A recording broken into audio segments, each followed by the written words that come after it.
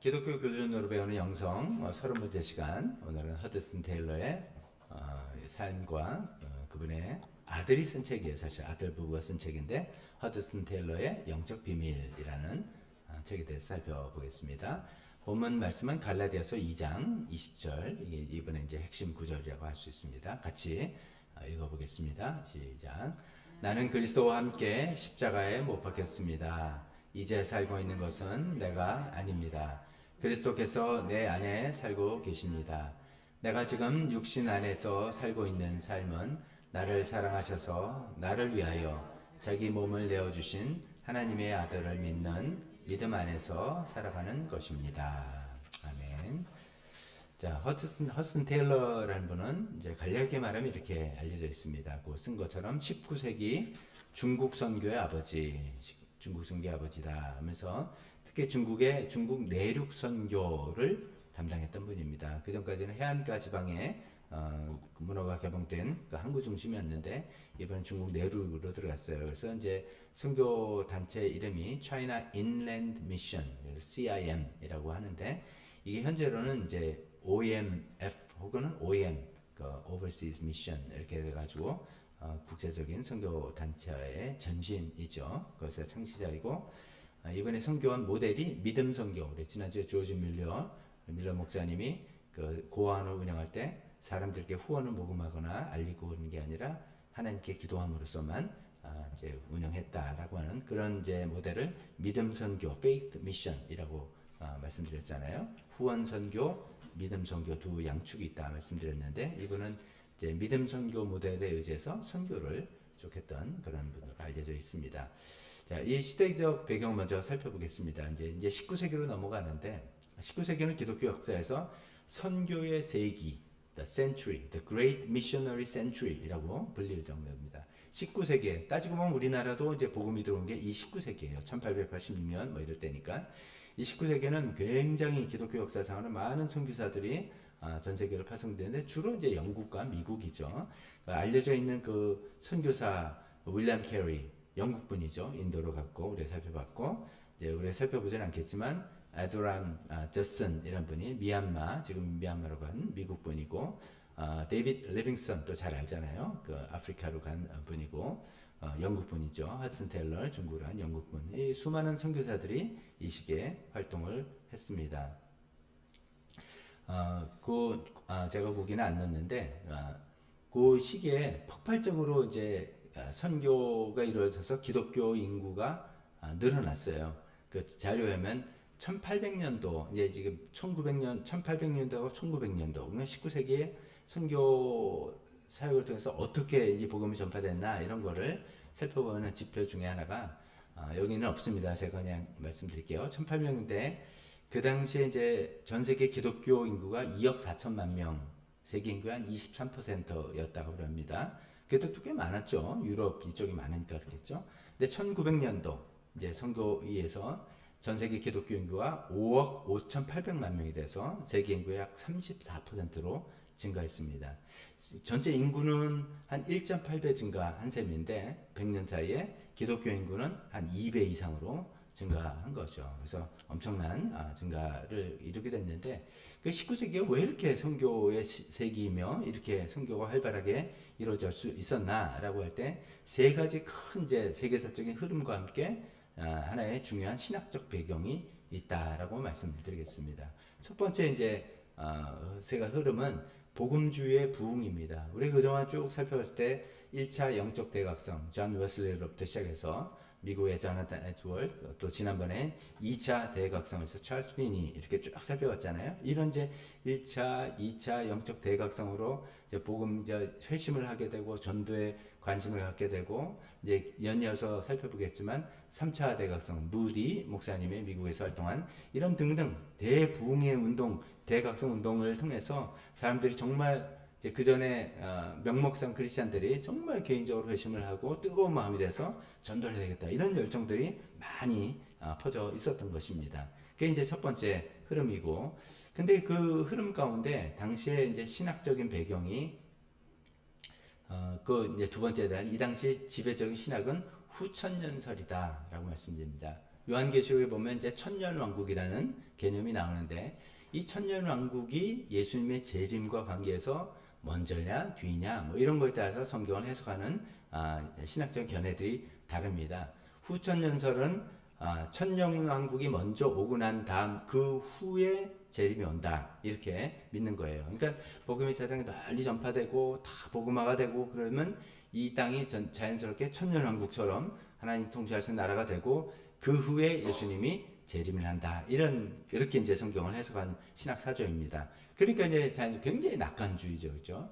이게 그 시대하고 이제 맞물려 간 겁니다. 유럽의 기독교 국가 유럽이 산업혁명으로 뭐 부강해지고 전체 이제 뭐 한편으로 정복이라도 볼 수도 있고 전파라도 볼 수 있고 이렇게 나가는 거 굉장히 낙관적이 된 거예요. 그래서 우리가 세상을 구원하자, 복음으로 세상을 변화시키자 이런 구호가 생겨나고 사회적인 제도들도 그런 의미에서 개혁을 하자고 한 겁니다. 노예제 폐지라든지 교육, 의료, 사회개혁 이런 것들, 해외 선교 이런 모든 것들이 후천년설을 믿는 입장을 갖고 있는 선교사들 그분들 통해서 이루어진 겁니다.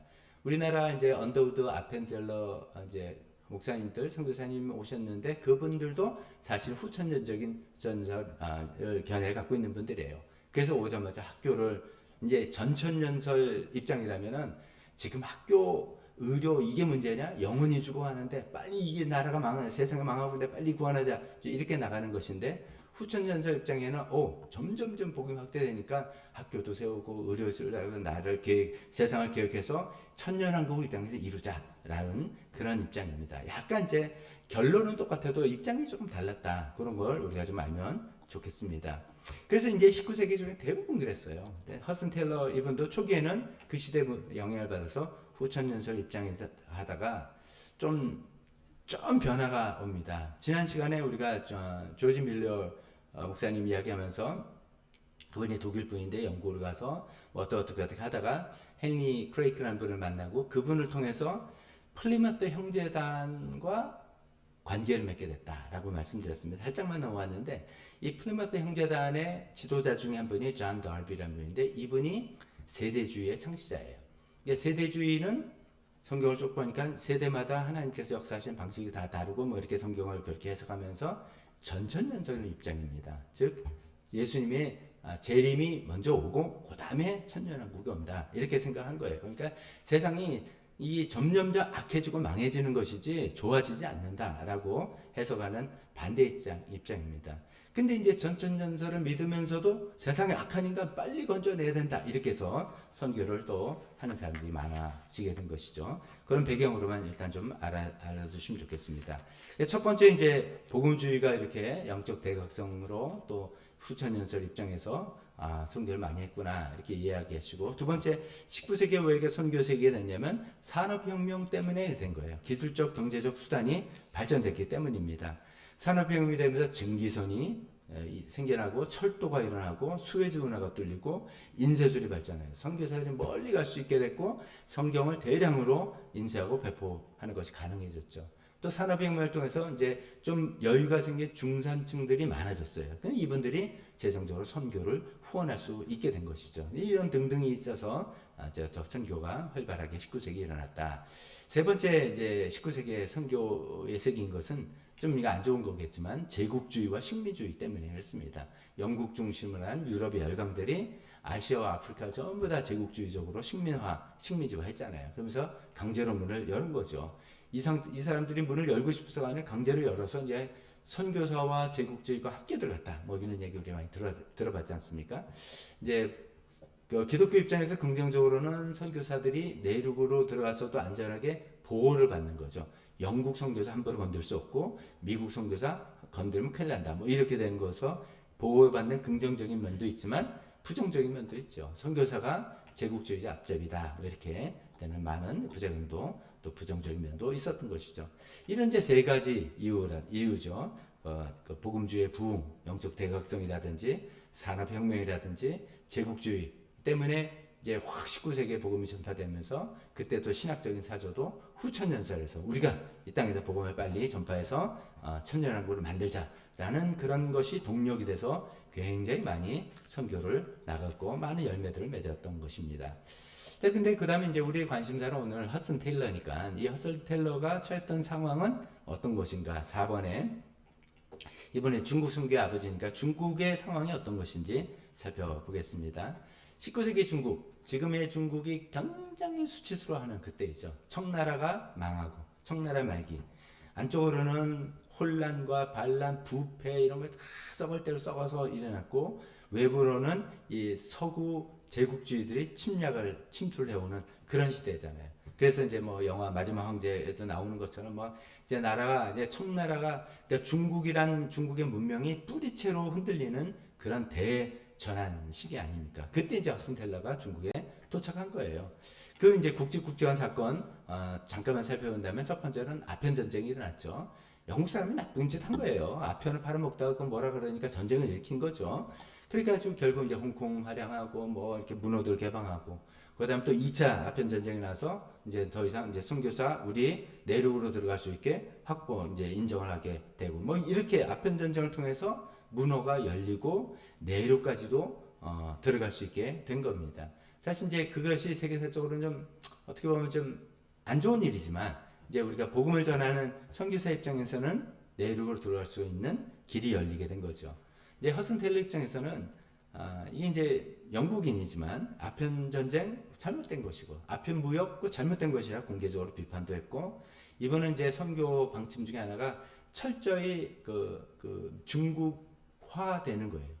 중국식 옷을 입고 그 당시 청나라니까 헤어스타일 뭔지 기억하시죠? 변발이라고 하잖아요. 머리 깎고 뒤로 따는 거. 서양 사람이 변발을 하고 중국식 음식 다 먹고 시골에서 거기서 자고 뭐 이렇게 한 거예요. 그래서 이제 아편 무역하는 거 잘못됐고 그런 의미에서 더욱더 이게 중국 동화를 더 했던 거라고 생각합니다. 두 번째 또 중국의 상황은 태평천국의 난 한 번쯤 들어보셨을 겁니다. 홍수전이라는 인물이 이 사람이 이제 우리나라의 동학하고 좀 비슷한 거예요. 동학도 보면 기독교 사상이 조금 들어가 있어요. 이제 최재우 그분이 이제 여러 가지 사상을 합쳐서 이제 만든 게 동학인데 이 홍수전의 태평천국도 그런 거예요. 기독교를 약간 왜곡해서 기독교가 지금 세니까 기독교 교리를 막 해서 이제 만든 나라가 태평천국이에요. 그 나라를 세워서 청나라를 무너뜨리고 새로운 나라를 세우자라는 것이 이제 태평천국인데 그게 이제 반란처럼 돼가지고 엄청나게 많은 사람이 죽었습니다. 2천에서 3천만 명이 죽었다고 알려져 있습니다. 1차 세계대전에 몇 명 죽었는지 모르는데 그보다 더 많은 사람이 뭐 중국 사람이 많으니까 뭐 그렇다고 볼 수 있지만 얼마나 많은 사람이 힘들었겠어요. 이제 그 태평천국에 난 대혼란기에 허슨 텔러가 중국에 도착한 거예요. 참 굉장히 힘들 때 들어간 것이죠. 근데 이제 그 난 덕분에 해안가 도시만이 아니라 중국 내륙도 들어가 보면서 야 여기에 정말 복음을 전해야 되겠구나 생각해서 나중에 중국 내륙 선교회를 창립하는데 중요한 계기가 됐다고 알려져 있습니다. 한 가지 중국의 사건 더 이야기하면 의화단 운동이죠. 그렇게 막 열강이 막 중국을 막 깔아뭉개고 문호 개방하고 막 그렇게 하니까 안 되겠다 싶어서 의화단이라는 이 사람들은 이제 무술 집단이에요. 이 사람들이 부청 멸양 청나라는 얄밉지만 저는 못하게 부패하고 잘못했지만 청나라를 도와서 서양을 멸하자. 그래가지고선 막 반란을 일으키고 그래서 외국인 선교사 그런 사람들 막 죽이고 막 이랬잖아요. 많은 그때 서양 선교사들 희생됐는데 허슨 텔러가 이미 그때는 CIM이라고 중국 내륙 선교를 잘 조직해서 많은 선교사들이 중국에 있었는데 그 CIM 선교사만 해도 58명 자녀들이 21명 순교 굉장히 큰 피해를 당했어요. 전국적으로 한 200명의 서양 선교사들이 그때 목숨을 잃게 된 그 사건이 의화단 운동입니다. 근데 결론은 다 아시죠? 그 이후로 오히려 8개국의 연합군이 베이징까지 이제 점령해가지고 막 청나라는 뭐 더 나락으로 떨어지게 된 것입니다. 이게 이제 19세기 중국의 상황이에요. 크게는 19세기가 선교의 세기다. The Great Missionary Century라고 해서 막 복음이 전해지는데 중국은 나라가 계속 망하고 뿌리채 흔들리는 그런 아주 복잡하고 혼란하는 그런 시기에 허슨 텔러가 중국의 선교로 갔다. 이렇게 큰 그림을 가지고 계시면 되겠습니다. 인물 소개 허슨 텔러라는 분 1832년에 태어나서 1905년에 돌아가신 분입니다. 이번은 영국의 요크셔라는 요크셔 여기서 그 돼지 품종에 나왔다고 이야기 들은 것 같은데 맞는지 모르겠어요. 요크셔에서 출생했고 아버지가 약사이면서 굉장히 신실하신 분이에요. 감리교 신자인데 평신도 설교자로 알려질 정도로 신앙이 깊은 분. 아주 경건한 복음주의적 가정에서 태어나셨어요. 집안이 이렇게 넉넉하진 않았지만 믿음으로 잘 자라서 이 아버지가 허슨 테일러를 낳고 그 당시 이제 중국 선교에 대해서 이제 좀 알려지고 있었거든요. 우리 아들은 중국 선교사가 됐으면 좋겠다. 그래서 뭐 기도로 왜 기도로 이렇게 자녀를 바치는 그런 거 있잖아요. 저도 이제 저희 부모님이 막내는 목사가 됐으면 좋겠다. 막 헌신했대요. 그래서 왜 장남을 두고 막내를 하냐고 제가 이제 막 그때 빼고 막 그랬던 기억이 나는데 뭐 이랬던 가정 분위기에서 이제 자란 거예요. 그러다가 이제 허슨 텔러도 자기도 이제 뭐 중국에 관한 책도 읽어보면서 관심도 갖게 됐죠. 그러다가 이제 두 번째 회심을 하게 되는데 이분이 17살 때 청소년 때는 다 방황하고 막 다 그런 거죠. 회의적이고 막 그러죠. 그런 시기를 지내다가 17살 때 되는 어느 날 자기 아버지의 서재에 이제 들어간 적이 있어요. 집에 이제 아무도 없고 혼자 있을 텐데 아버지 서재를 들어가서 아버지 책에 이제 책상에 놓인 어떤 전도 책자 뭐 이런 것들을 집어들고 뭐 그냥 뭐지 이렇게 보던 중에 거기에 한 단어가 꽂힌 거예요. 구원받은 죄인이라는 단어가 꽂힌 거예요. 예, 제가 계속 말씀드리지만 이 여기서 회심이라는 단어를 자꾸 쓰는 게 명목상 기독교 국가잖아요. 그러니까 다 태어나면 다 교회 다니고 다 그런 거예요. 그런데 내가 죄인이라는 거, 내가 구원받아야 된다는 거 이런 의식이 별로 없이 이제 교회를 다니는 사람이 대부분인 그런 사람들인 거죠. 그 중에 이제 정말로 예수님을 회심하고 예수 믿고 하는 그런 사람들이 생기는 건데 그런 의미에서 구원받은 죄인이란 이 문장에 확 마음이 꽂혔다 그럽니다. 그때 그 글을 읽는 순간 하나님의 임재가 강하게 자기한테 임해서 무릎 꿇고 예수 그리스도를 자신의 구주로 영접했다라고 그렇게 회고하고 있습니다. 이제 그렇게 회심한 다음에 하나님께서 나를 또 우리 아버지가 그렇게 나를 중국 선교사로 보내는 게 그게 우연이 아니구나 해서 이제 중국으로 부르신다는 확신을 갖게 되고 17살 그 회심한 그 해부터 중국 선교사에 위해서 준비를 한 거예요. 중국어를 배우고 의학 공부를 하고 이렇게 준비를 했다고 합니다. 가족관계 잠깐 보면 그렇게 선교사를 간 다음에 중국에서 여인을 만나서 결혼했어요. 그러니까 첫 번째 아내예요. 근데 그 아내가 33살 때 사망했어요. 이 초창기 그 윌리엄 캐리도 그렇고 윌리엄 캐리도 제가 이제 첫 번째 부인 죽고 두 번째 재혼 이 이야기 너무 복잡해서 안 했는데 많은 선교사들이 아니 이제 뭐 일찍 죽었으면 이렇게 알려지지도 못했고 큰일 못했죠. 근데 이제 살아나신 분들이 업적을 세우고 알려지게 됐는데 부인들의 희생들이 굉장히 많았어요. 첫 번째 부인 죽고 두 번째 부인 CIM 선교사 중에 한 분이랑 재혼을 하게 된 거예요. 그 두 부인 사이에 총 9명의 자녀를 얻었는데 중국의 열악한 환경, 질병 이런 걸로 4명이 중국에서 어린 나이에 사망했습니다. 그러니까 가족의 희생이 굉장히 컸다고 말할 수 있겠습니다. 그가 이제 이렇게 선교사로 17살 때부터 준비를 해서 결국 21살 때 선교사로 가게 됩니다. 20살 1853년 제가 말했죠. 21살 때 선교사를 가는데 그때는 이제 중국 선교협회라는 그런 선교회를 통해서 가게 됩니다. 중국 선교협회 윌리엄 캐리가 그 선교회를 조직하는 걸 시작해서 많은 이제 선교회들이 생긴 거잖아요. 근데 그 중에 이제 한 선교회에 후원을 받고 거기서 선교사로 임명이 돼서 파송을 받은 거예요. 근데 아까 말씀드린 것처럼 이제 중국은 굉장히 혼란기에 도착한 것이죠.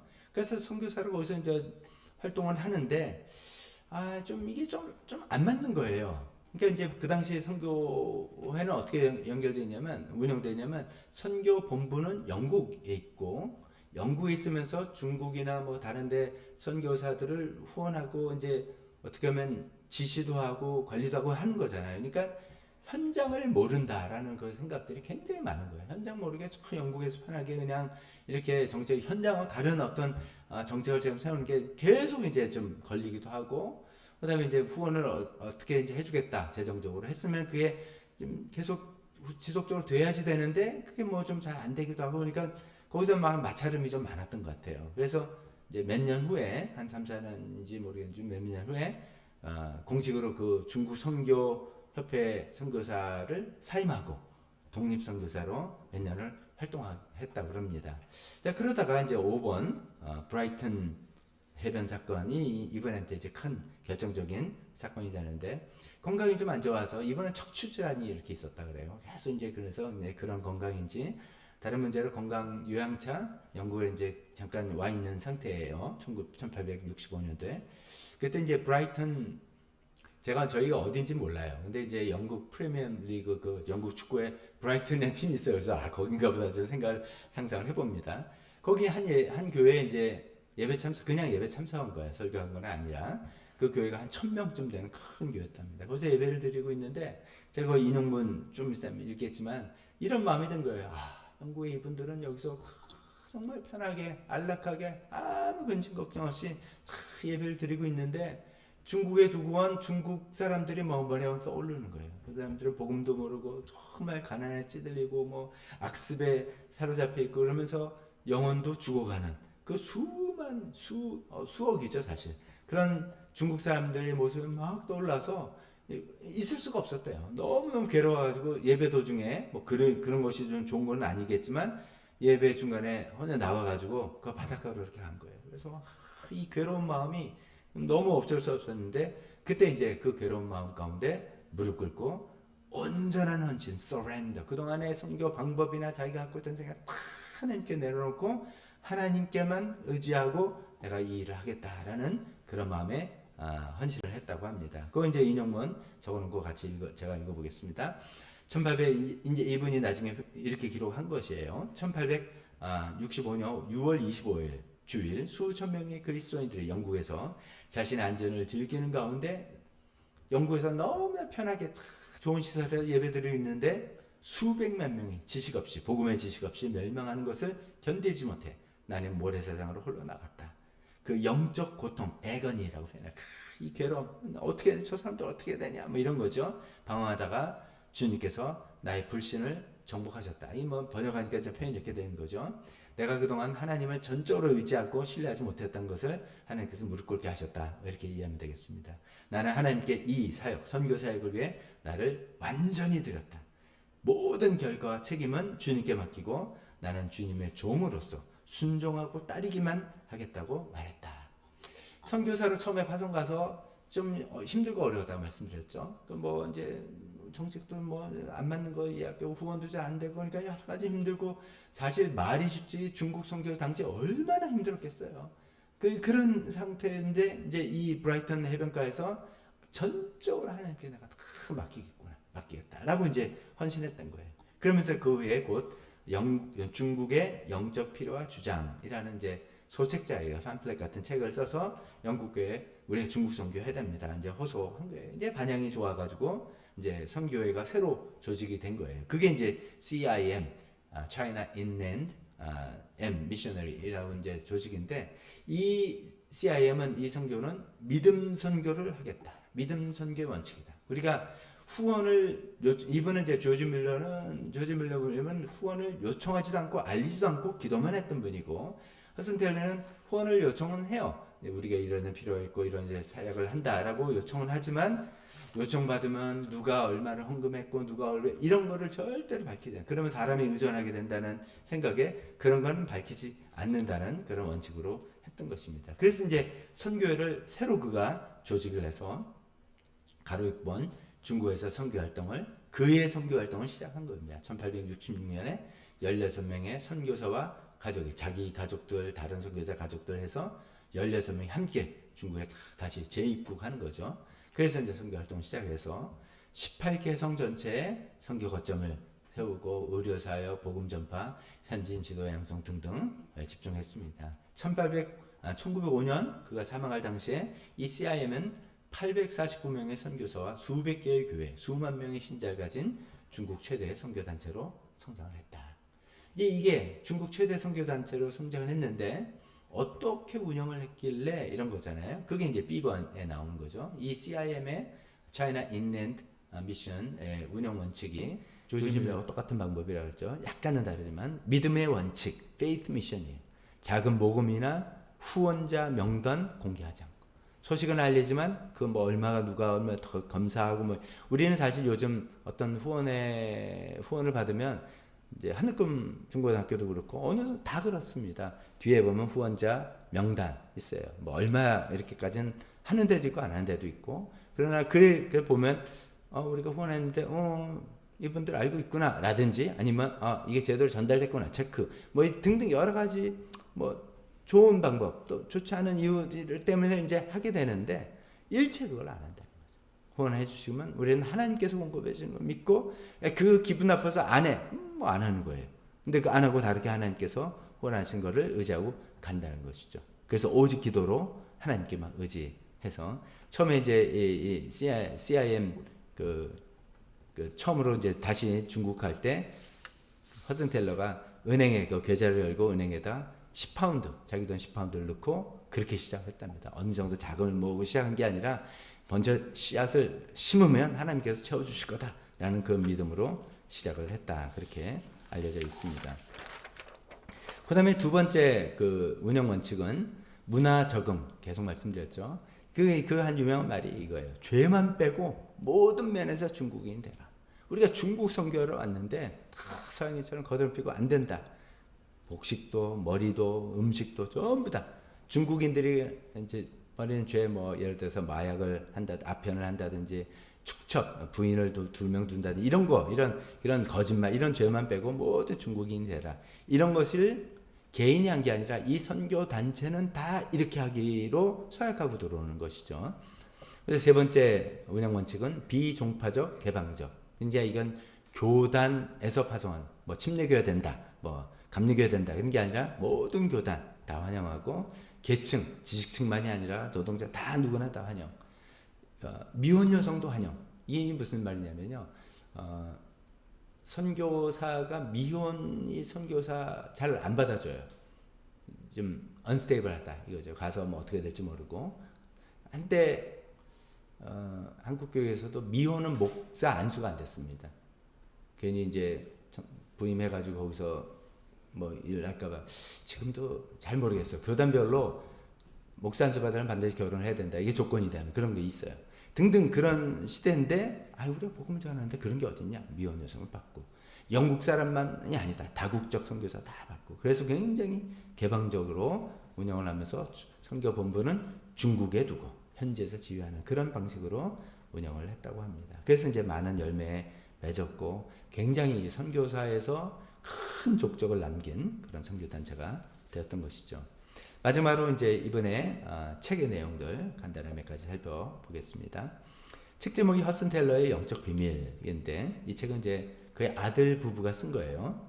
아들 하워드 텔러 부부가 쓴 그 영적 허슨 텔러의 어떤 전기 형식으로 영적인 전기 형식으로 쓴 책입니다. 그 내용에 이제 여러 가지 그분이 어떻게 활동했다라는 것도 나오지만 핵심적인 내용 세 가지만 살펴보겠습니다. 첫 번째는 교환된 삶. 좀 딱딱할지 모르지만 exchanged life. 이게 나와 예수님과 교환됐다. 이런 내용이에요. 이제 이분이 이제 1869년경이라고 알렸어요. 이제 자기가 이제 선교회를 조직해서 중국으로 다시 들어간 지 한 3년쯤 됐는데 뭐 얼마나 힘들었겠어요. 사실 우리가 그냥 짐작하잖아요. 그래서 굉장히 영적으로도 힘들고 고난도 당하고 막 그러면서 막 사에게 무거운 짐, 가족들이 벌써 아기야 죽고 자기도 건강에 척추가 아프고 뭐 여러 가지 어려움이 있어 막 그런 괴로움인데 자기를 이제 지지해주는 친구들과 이런 이제 편지 교환들을 많이 하는데 그 중에 이제 친구가 이런 글을 자기한테 쓴 편지에 이런 구절이 있었던 거예요. 어떻게 하면 믿음을 강하게 하냐? 뭐 이제 자기 이야기를 했는지도 모르겠어요. 그러면서 믿음을 강하게 하는 방법은 믿음을 애써 구하는 게 아니라 신실하신 하나님께 안식하는 것이다. 이런 내용을 썼어요. 이 이제 번역상은 좀 그렇지만 but not by striving after faith. 어떻게 하면 내가 믿음이 커질까 막 strive하고 노력하고 이런 게 아니라 but by resting on the faithful one. 이미 신실하신 그 하나님께 이미 믿음과 신실하신 하나님께 내가 의지하고 안식하는 그럴 때 내가 믿음이 커진다. 이런 내용을 그 친구가 쓴 거예요. 그게 이제 거기에 확 마음에 드는 거예요. 그래서 맞아. 그게 바로 갈라디아서 2장 20절 말씀이지. 내가 이제 내 안에 내가 사는 게 아니라 그리스도께서 사는 거 아니야? 근데 왜 나는 내가 믿음을 크게 하려고 그러고 내가 열심히 더 사역해서 이 선교를 하려고 내가 막 힘쓰고 애쓰고 노력하고 그러다가 내가 번아웃되고 힘들고 막 이러지? 이미 내 안에 그리스도가 계시고 나는 그리스도 안에 있는데 이런 걸 이제 확 깨달은 거죠. 그래서 이제 이 깨달음이 자기한테는 완전히 새 사람이 된 것 같은 그런 느낌이 되었다고 합니다. 그래서 이제 그런 걸 깨닫고 난 다음에 자기 누이에게 편지를 쓴 내용 제가 거기 같이 인용했죠. 이렇게 썼어요. 나는 이제 더 이상 그분 안에 거하려고 애쓰지 않겠다. 어떻게 하면 내가 예수님 안에 거할까? 어떻게 하면 예수님을 더 믿을까? 어떻게 하면 예수님의 이 믿음이 더 커질까? 막 이렇게 애쓰지 않겠다. 왜냐하면 그분께서 이미 나와 함께 계시고 나를 떠나지 않으시겠다고 약속하셨기 때문에 그 약속을 내가 믿기 때문에 이미 내가 예수님 영접할 때 성령이 내 안에 오셔서 이미 나와 함께 여기 계신데 내가 왜 그분에 걸려고 애를 쓰는가? 그런 헛된 노력을 하지 않겠다 하면서 나는 그분을 바라보았고 기쁨이 넘쳤다 라고 하면서 큰 영적인 고비를 넘겨가게 된 거죠. 그게 이제 자신의 삶과 예수 그리스도의 삶을 교환하는 것, exchange 하는 것이다 하는 거죠. 내가 노력하는 게 아니라 나한테 오신 예수님 안에 내가 믿음을 내어서 exchange한 삶으로 살아나가는 것이다 라는 것을 크게 깨달은 것이죠. 두 번째 조금 비슷하지만 조금 어떻게 보면 그게 그거 아니야? 라고 할 것이 이제 그리스도 안에 거함. 영어는 abiding in Christ 라는 것입니다. 이거는 이제 요한복음 15장에 있는 포도나무와 가지 그겁니다. 핫슨 테일러가 그거를 굉장히 붙들었어요. 이제 그만큼 이 선교사로서 사역이 힘들었기 때문일 거예요. 라고 저는 생각해요. 너무너무 이게 말이 페이스 미션이지. 그리고 자기 단독도 아니라 이 선교회를 몇백 명의 선교회와 가족까지 있으면서 그 인랜드 내륙까지 들어가서 말도 안 되는 중국의 56개 부족이에요. 뭐 하여간 많은 인종으로 구성된 그런 나라를 가는데 뭐 어떤 일을 겪었겠어요. 너무너무 그 힘든 일인데 그러니까 내가 더 열심히 내가 애쓰고 노력하는 것에 다 이제 한계에 부딪힐 때 그게 아니잖아. 예수님은 포도나무고 나는 그냥 가지잖아. 내가 이 열매를 선교사로 열매를 맺고 내가 또 개인적으로 내 영적인 열매를 맺고 그 열매라는 거 기쁨 평안 뭐 이런 거잖아요. 이런 거는 내가 그런 마음 품으면 안 되지 버리고 내가 더 좀 애쓰고 내가 더 좀 잘해야지 이런 게 아니라 가지신 예수님께 달라붙는 거 이거잖아. 아까 이제 그러면 exchange 하는 거 좀 비슷한 개념이죠. 그거를 깨닫고 그걸 정말로 붙들었다는 것입니다. 그래서 이제 거기에 그분이 책 내용에 이런 것들이죠. 밑에 걸 먼저 읽어볼게요. 밑에 게 이제 더 문자적인 거니까 가지는 열매를 맺기 위해 애쓰지 않는다. 그저 포도나무에 붙어있기만 하면 포도나무의 생명이 자연스럽게 가지를 통해 흘러나온다. 그게 예수님께서 요한복음 15장의 그 비유의 포인트잖아요. 그래서 그걸 이제 적용해서 그 위에 문장 그리스도 안에 거함은 결코 힘든 일이 아니다. 노력으로 되는 것이 아니라 믿음으로 되는 것이요 애쓰는 것이 아니라 그분 안에 쉬는 것이다. 이렇게 이야기하죠. 노력으로 되는 게 아니라 그것은 이제 막 try하고 막 이러는 게 아니라 믿음으로 된다는 것은 trust다. 약간 이제 TT 영국 사람이니까 쓴 거예요. Not matter of trying, but of trusting. Not of struggling, but of resting. 계속 이기버린 그리스도 안에 안식한다. 이미 내 안에 계신 예수님과 익스체인지한 삶이고 그 예수님 안에 안식한다. 마치 가지가 줄기에 붙어있듯이. 이런 가운데 일하면서 사역하는 이 방법을 비결을 깨달았다 합니다. 일하면서 쉬면서 일하고 resting and working. 우리는 보통 이제 열심히 무슨 일을 하고 사역을 하고 뭐 무슨 일을 하고 온 다음에 다 끝난 다음에 너무 힘들었다 이제 좀 쉬자 하면서 이제 멍 때려 촥 쉰다 이런 모델도 있을 수 있어요. 근데 이제 이분의 삶은 그런 게 허용이 되는 삶이 아니에요. 그러니까 이분은 어떤 거를 경지에 들어섰냐면 일하면서 쉬고 resting 하면서 working 하고 working 하면서 resting 하는. 왜냐면 나는 그냥 그냥 붙어 있기만 하는 거잖아. 그래서 주님께서 공급해 주시는 기쁨과 평안과 능력으로 그냥 하는 거지 뭐 내가 한 것도 아니고 나는 여기 잘 붙어 있기만 한 거야. 이런 것이 그리스도 안의 거함이라는 내용이 되는 것이죠. 아까 말한 이제 교환된 삶, exchange life라는 건 그냥 한번 딱 깨달은 거라면 그 다음에 abiding in Christ, 그리스도 안에 거하면 매일매일 날마다 그러기 위해서 기도하고 묵상하고 순종하고 성령에 민감하고 하는 것이 계속 삶의 흐름으로 그냥 가는 그런 관계에서 살아갔다고 알려져 있습니다. 마지막 한 가지 더 한다면 나는 한 번도 희생한 적이 없다.